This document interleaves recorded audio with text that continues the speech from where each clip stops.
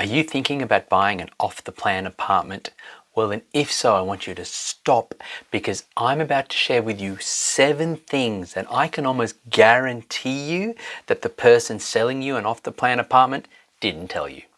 Hi, my name's Nero from Investment Rise, and if you're thinking about buying an off-the-plan unit, I'm guessing you're thinking about buying it because it feels safe, because after all, I'm sure the person who's recommending it to you said that you can put down your deposit today and you don't have to worry about finance for a good couple of years maybe, and everything will be okay at that time, and it gives you more time to save money. All right.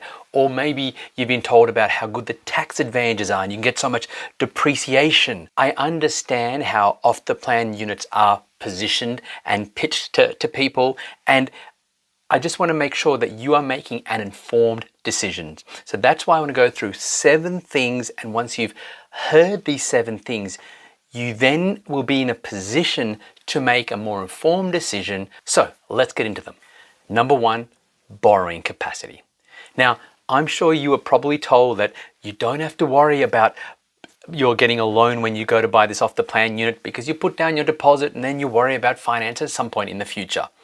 But that's actually the most riskiest thing of all. I mean, what happens if interest rates rise and your borrowing capacity reduces and you can't afford the loan that you thought you could afford when you first put down your deposit? Or what happens if APRA, the Australian Prudential Regulatory Authority, decide to change the lending criteria and make it more difficult as they've done in the past? Okay? What happens is that you end up entering into a contract with an off-the-plan apartment that is unconditional, so you put down your 5 or 10% deposit, whatever the case is, and then when it comes time to settle, when the seller says, okay, we now want our money, and you go to the bank and the bank says, oh, I'm sorry, you might have been able to afford the loan back 2 years ago, but today you can't, or you can't afford as much as you need, what are you going to do? You might need to pull out extra money from somewhere, but if you don't have that money, odds are you're going to have to walk away from the deal and lose your 5 or 10% deposit. Now, if you're buying an apartment for say $800,000, 5% is $40,000, 10%, $80,000. That's how much you could lose. Okay, so always be wary about the fact that borrowing capacity calculations keep changing, and you have no guarantee that just because you might be able to afford the loan today, you can afford the loan when the property settles. Number 2, valuations. Okay, you enter into a contract when you're buying an off-the-plan unit for a particular purchase price. Okay, let's say it's $800,000. Great.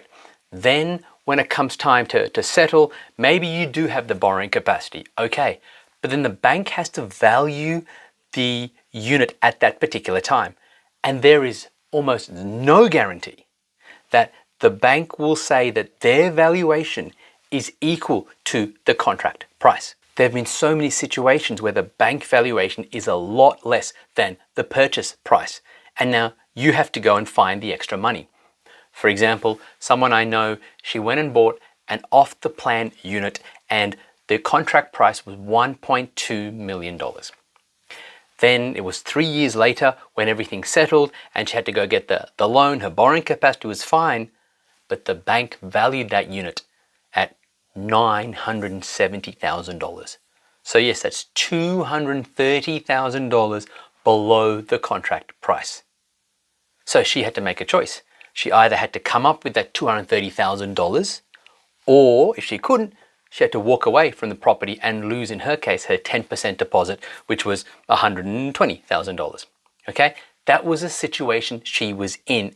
And I believe we're going to see something similar in 2023 because property prices are lower, so banks are going to value the properties based on today's valuation. And remember, banks' valuations are always very conservative, so whatever price someone might have entered into a contract, say a year ago or 2 years ago, the bank valuation is going to come in lower, and now they're going to have to find that extra money. And even if they have it, and if you are going to be in this situation, even if you had this money, the question is then what's the opportunity cost? Right, which I'll come back to in a bit later on. But the question is, you're now putting in extra money than you expected to, which means you're actually buying a property for more than it's worth. And that is never the way to start building a property portfolio. Number 3, When you're buying an off-the-plan unit, I can almost bet you're buying it because you want to buy something that's going to rise in value, okay?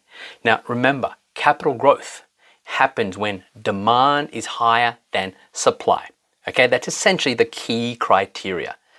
Now, if you're buying an off-the-plan unit, you're probably buying a unit in a large complex, 100, 200, who knows how many units are going to be there, okay?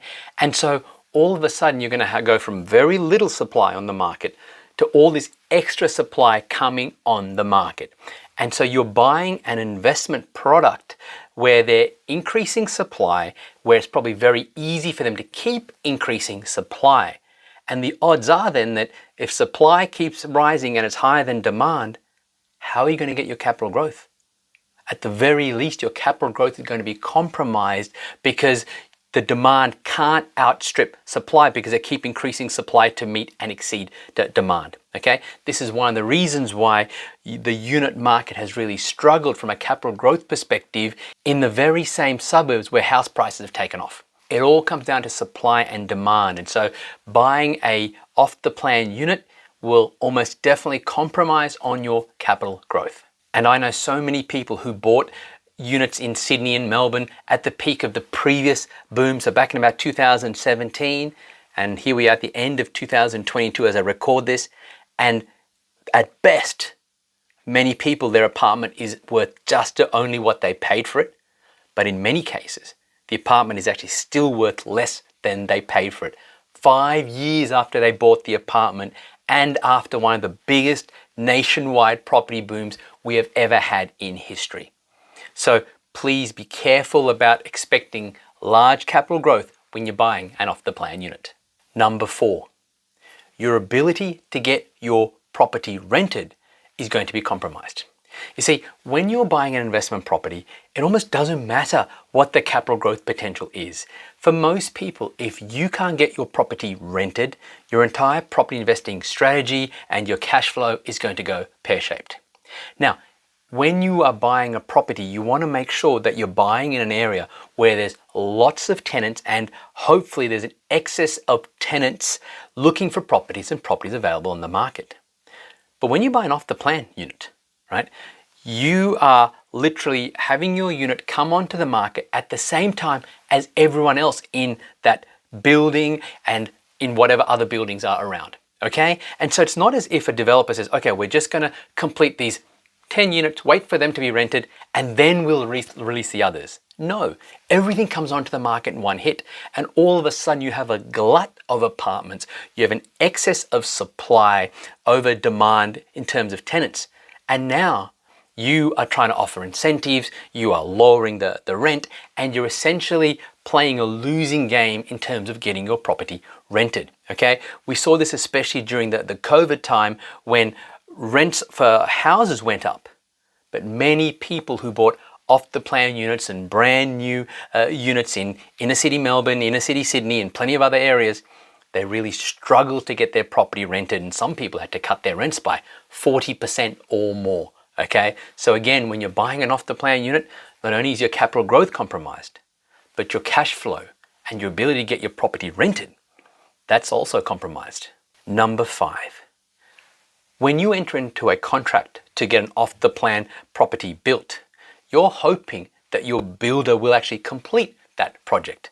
But right now we are seeing time and time again builders going broke. And so what happens if your builder goes broke? What happens if your builder takes longer to complete the property? Okay? You are taking an unnecessary risk when you're buying something that's off the plan.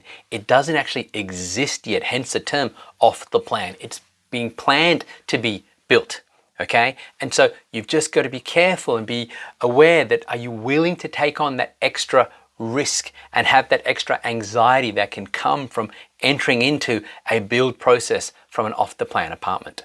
Number 6, you don't know what the quality of construction is going to be.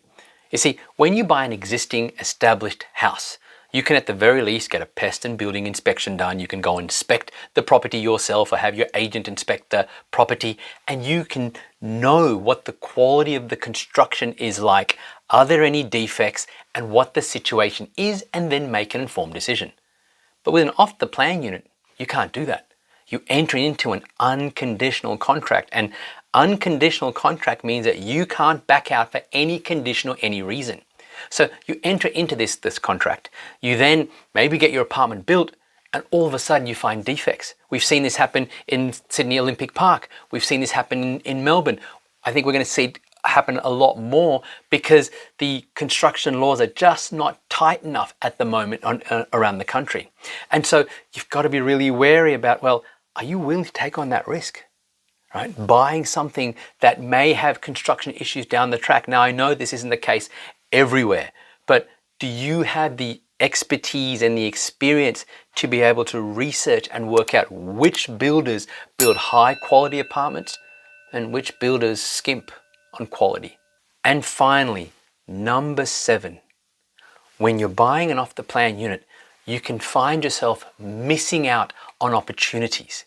For example, one of our clients, they were recommended by someone to buy an off-the-plan unit in Canberra. Okay, and this was 2 years ago. And that's what they were told to buy because they were told that they've only got a small deposit and it's better for them to buy something off the plan. It'll take at least 2 years to complete, and during that 2-year period they can save up more money and then they'll be in a better position. Okay, thankfully they came across my services and they instead chose not to go down that path. Instead, they've now bought 2 properties. The first property has risen in value by 50%. They were able to then use the equity from that first property to buy a second one.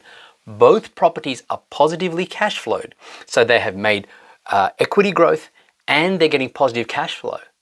Meanwhile, that apartment block that they were told to buy into has still not been completed. And the area that it's in Canberra at the moment, prices aren't really doing so well. So by having an off-the-plan unit, they would have locked themselves up and then missed out on making some significant capital growth. Okay, and the tax advantages, right? That's number 8, a bonus for you. Think about this. If you buy an investment property and you're being told, oh, it's brand new, you're going to get all this great depreciation and everything else. Okay, but what happens then when you sell the apartment? Check out the tax laws, and what you'll find is that whatever you claimed as depreciation will then be taken into account when you're looking to sell your property. Okay, and so many people, many tax advisors will simply tell you that whatever you get in depreciation, you have to give away when you sell a property. Okay, again, get your own tax advice. But the fact is, buying an off-the-plan unit just for tax purposes makes 0 sense when you consider everything else that I've just mentioned. So hopefully you can see why I'd never ever recommend buying an off-the-plan unit, all right? And I'm betting that whoever was recommending that you buy an off-the-plan unit did not mention any of these things to you. So go back and verify this information for yourself, and then you can decide, should you buy an off-the-plan unit or should you buy an established property instead? Hi, it's Nero here again, and thanks so much for watching. If you like what you saw and you're looking for a proven recipe, a blueprint on how to build a property portfolio that gives you passive income, then click the link below this video and get a copy of my book, Wake Up Wealthier, How to Build a Property Portfolio that pays you an income each and every month. Okay, when you click the link and you download your book, you can get both the digital version and the audio version in case you don't like reading. All right, so I used to sell this book for $49, but right now I'm making it totally free. Why? Because I want more people to get this information, and I know that a segment of you will then like what you see in the book and choose to reach out to find out more about our services. But even if you don't, if you're serious about building a property portfolio that pays your passive income, then you really want to get my book, Wake Up Wealthier. It contains the secrets that I have fine-tuned over the last 19 years. It's totally free for a limited time. Click the link below.